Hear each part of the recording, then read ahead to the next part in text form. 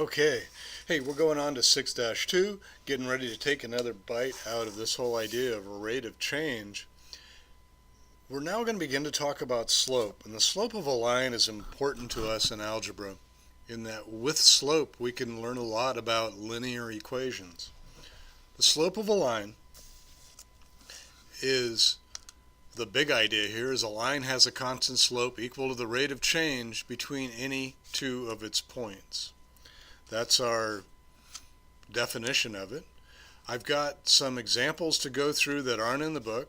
You certainly are encouraged, expected to read the textbook.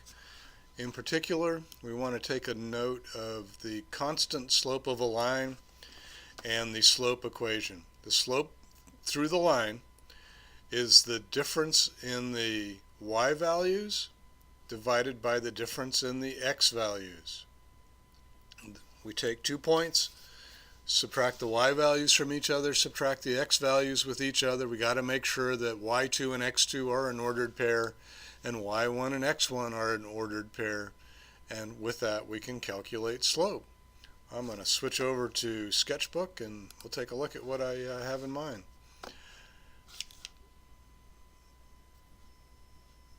And pull that down. Here we go. Great. Here's our first example. Find the slope of the line M below. Well, we've got our line drawn on the graph. This is a constant decrease situation in that the line decreases as we move from left to right. That's how we interpret this. With that decrease from left to right, I expect I'm going to have a negative slope value. What I need to determine is which one of these points to use for my equation. And so remember, this was, for slope, it was y sub 2 minus y sub 1 divided by x sub 2 minus x sub 1.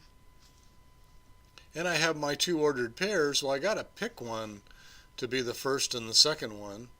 So I suspect that we'll use 18 and 3 as our second point.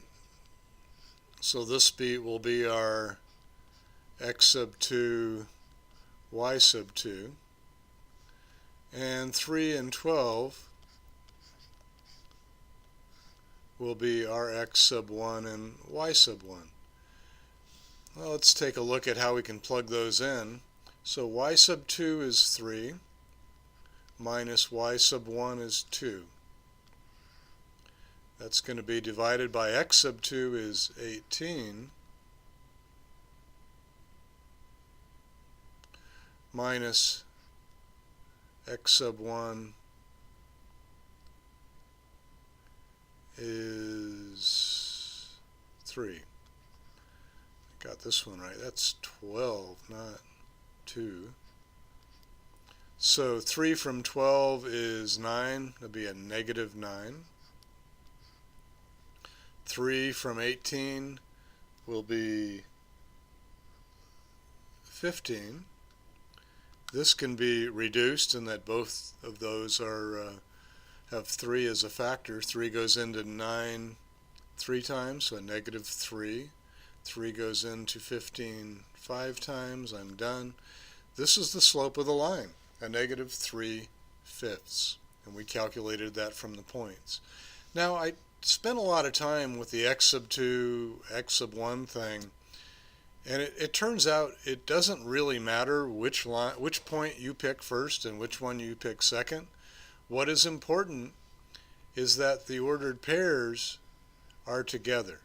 The y sub 2, x sub 2, this 3 and 18 and 3 and 12 here, 18 and 3 and 3 and 12, those have to be above each other. If we reverse this and we had 12 minus 3 over 3 minus 18, well, 3 from 12 is 9, positive 9, and 18 from 3 is a negative 15. So I've still got a negative fraction. It doesn't matter whether this is in the denominator, the numerator, or right on the fraction bar. So this is still equal to a negative 3/5. So it didn't matter which way I went at it. So you don't have to be too worried about choosing which one is the x sub 2, which one's y sub 2. Just make sure the ordered pairs go together. That's additional example 1. Let's take a look at our next example. And this is a little bit further on in the book, and it's calculating slope from a graph. And what we're looking for here is I've got a graph, and on the coordinate grid below, each square in the grid is 1 unit. Find the slope of the line. Well, what I need to do to find that slope is to look at how it changes. So for PQ, that's going to be a positive slope. I'm going to use M for slope. We're going to be using it quite a bit later, so we might as well start now. And the slope of the line is the change in height as we go from one point to the next. So by how much did it change in height per unit step? So for each unit, we went from here and we're up about halfway, and then we continued on to there. So our change in height is 1/2 unit as we move for each 1/2 per every unit as we move left to right. And that was simply the rise over the run, or 1/2. And for RS, let's look at that. RS is going down. It's going to be negative. So it's a negative slope because it's a constant decrease. And in this case, it goes down 1, downward 1, and it goes over 2. So for every unit of movement, as we go from left to right, it changes by a negative 1/2. And that's what we get for our slope from the graph.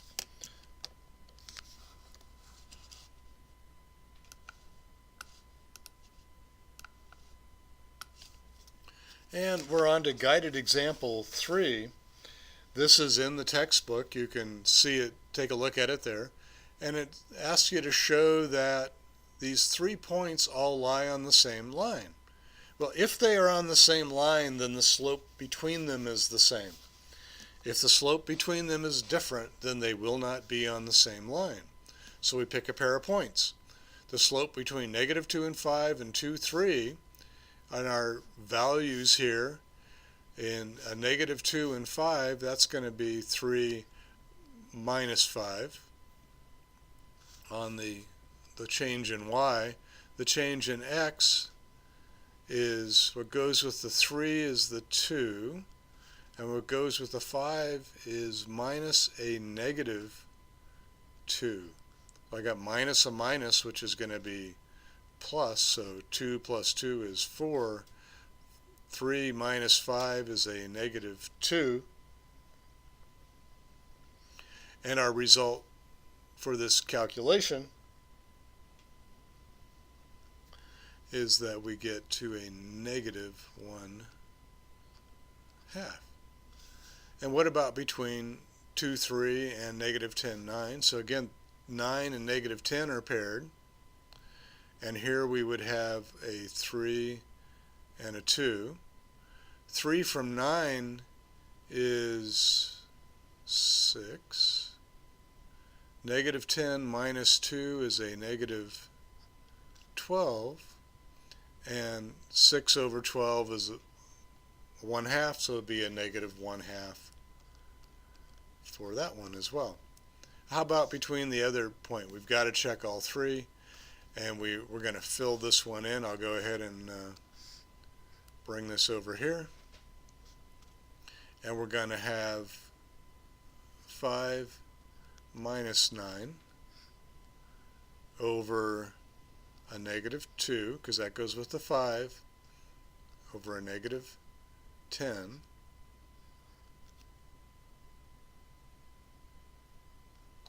That's minus a negative 10, my bad, sorry. So minus a negative 10 equals 5 minus 9 is a negative 4. Negative negative is a positive. 10 minus 2 is 8. And I got a negative 4 over 8, which reduces to a negative 1/2. Because the slope between any pair of the given points is a negative 1/2, the points lie on the same line. The slope of the line is the constant rate of change, which is a negative 1/2 units downward for every change to the right. So we have a unit change in decrease of height by 1/2, a negative 1/2. That's guided example 3. Let's take a look at our next one. This is my last example for you, and this is find the slope of the line with an equation. We're going to learn some tricks here shortly that will help us to do this a little bit more quickly, but what we need in this case for right now is 2 points, because if we have 2 points we can calculate the slope. So I'm going to find 2 points for this, and what's going to be easiest for me is to make x 0 or y 0. So first off, I'm going to make, if x is 0, then I need to find out what y is. So if x is 0, then negative 3 times 0 is 0, plus 4y equals 8.